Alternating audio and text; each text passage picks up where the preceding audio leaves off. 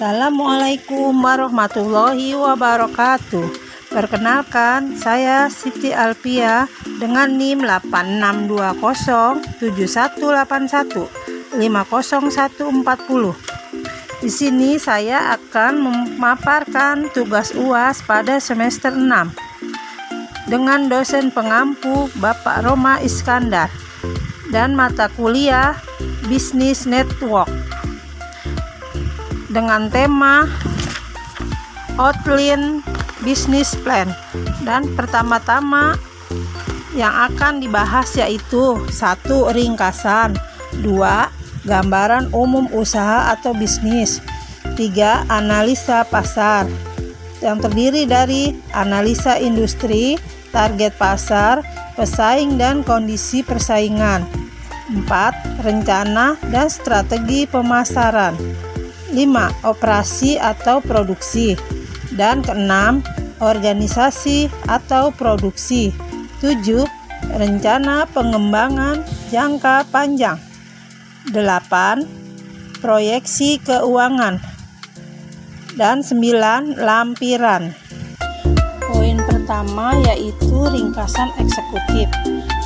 Ringkasan eksekutif merupakan ulasan ringkas yang berisi penjelasan garis besar secara bisnis atau poin-poin kerjasama yang ingin ditawarkan. Ringkasan eksekutif ini memiliki fungsi agar mengerti apa yang ditawarkan. Dalam hal ini calon mitra tertarik dengan proposal bisnis yang kita ajukan. Apakah tertarik dengan proposal yang kita tawarkan? Selanjutnya yaitu gambaran umum usaha bisnis. Untuk contoh usaha ini di bidang dagangan yang menjual berbagai makanan ringan atau kecil atau cemil-cemilan yang berkualitas yang aman dimakan. Produk yang dibuat selalu mengikuti tren dari masa ke masa. Tentunya sasaran penjualan produk kami ini adalah anak-anak remaja yang menyukai jajanan kekinian. Sebelum menjalankan usaha yang kami rencanakan ini, kami harus mempunyai modal usaha.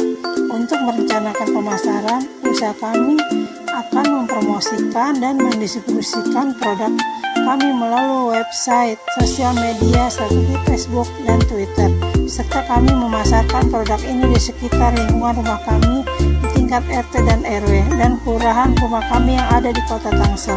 Adapun maksud dan tujuan mendirikan usaha ini untuk 1. Berperan aktif dalam usaha bisnis dan kewirausahaan, 2. Menyediakan kebutuhan bagi masyarakat sekitar lingkungan rumah terdekat dahulu, terutama kaum remaja pecinta jajanan kekinian supaya lebih mudah mendapatkan. 3. Menyediakan lapangan pekerjaan bagi orang lain. 4. Mendapatkan keuntungan atau laba yang besar dari usaha ini.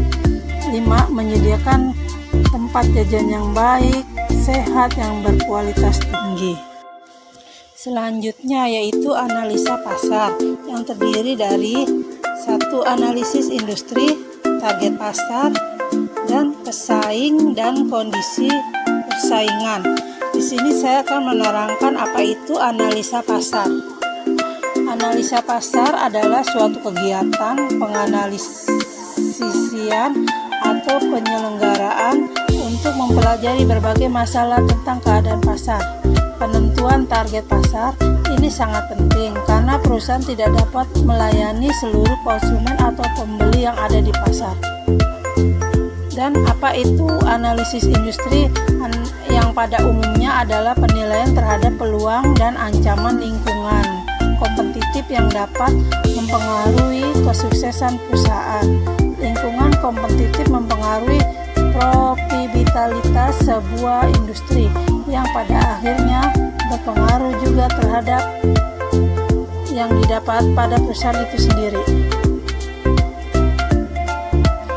Dengan mengetahui peluang dan ancaman yang ada di industri, manajemen dapat mengidentifikasi strategi yang paling menguntungkan dalam jangka panjang. Selain itu, melalui analisis industri, mereka dapat meramalkan kemungkinan perilaku pesaing dan calon pendatang, mengembangkan produk baru, metode dan teknologi, dan dampak perkembangan di luar industri yang terkait.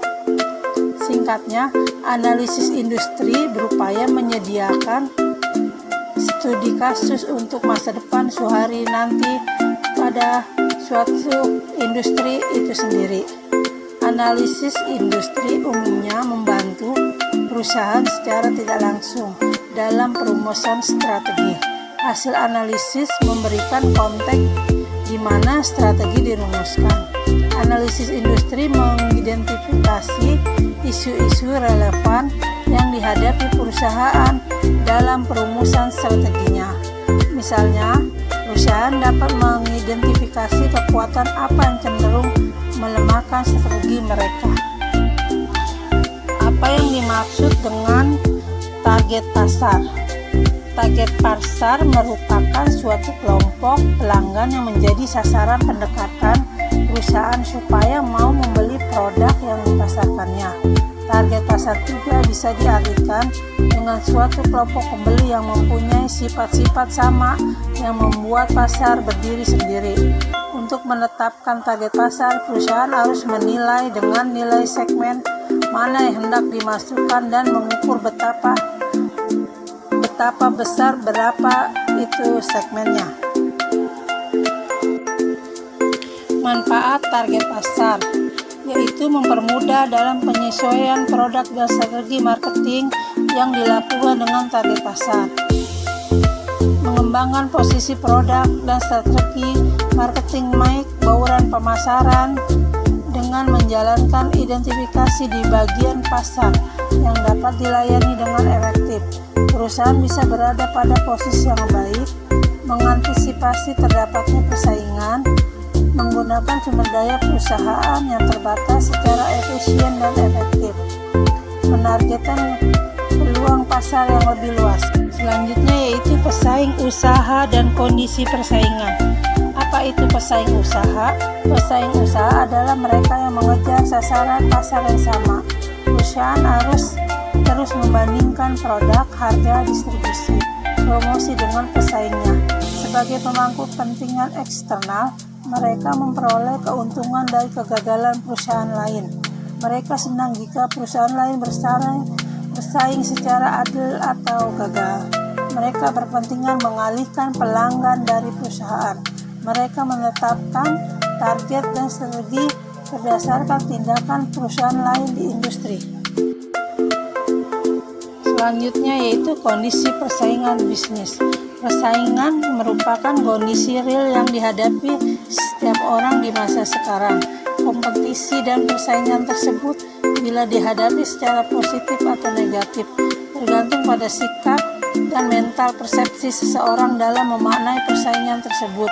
Hampir tiada hal tanpa kompetisi atau persaingan, seperti halnya kompetisi dalam berprestasi, dunia usaha, bahkan dalam proses belajar. Persaingan merupakan semacam upaya untuk menduduki posisi yang lebih tinggi di dalam dunia usaha. Bila jumlah pesaing cukup banyak dan seimbang, persaingan akan tinggi sekali karena masing-masing perusahaan memiliki sumber daya yang relatif sama. Tingkat persaingan dalam dunia bisnis menuntut setiap pemasaran untuk mampu melaksanakan kegiatan pemasarannya dengan lebih efektif dan efisien. Kegiatan pemasaran tersebut membutuhkan sebuah konsep pemasaran yang mendasar sesuai dengan kepentingan pemasar dan kebutuhan serta keinginan pelanggan. Selanjutnya yaitu poin yang keempat, rencana dan strategi persaingan. Rencana pemasaran tentunya dapat dianggap sebagai sebuah aplikasi yang praktis dari strategi pemasaran.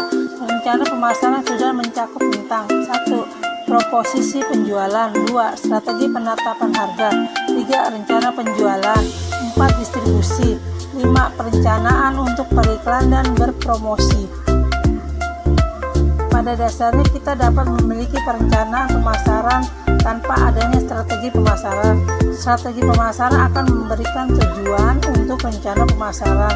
Dengan kata lain, rencana pemasaran adalah sebuah peta jalan khusus yang nantinya akan membawa kita kepada tujuan sebenarnya dari bisnis itu sendiri. Untuk mengembangkan rencana pemasaran bisnis, kita dapat mengikuti langkah berikut ini, yaitu tujuan pemasaran. Langkah pertama adalah usaha untuk mengembangkan rencana pemasaran dengan membuat tujuan pemasaran lebih spesifik dan menuliskannya.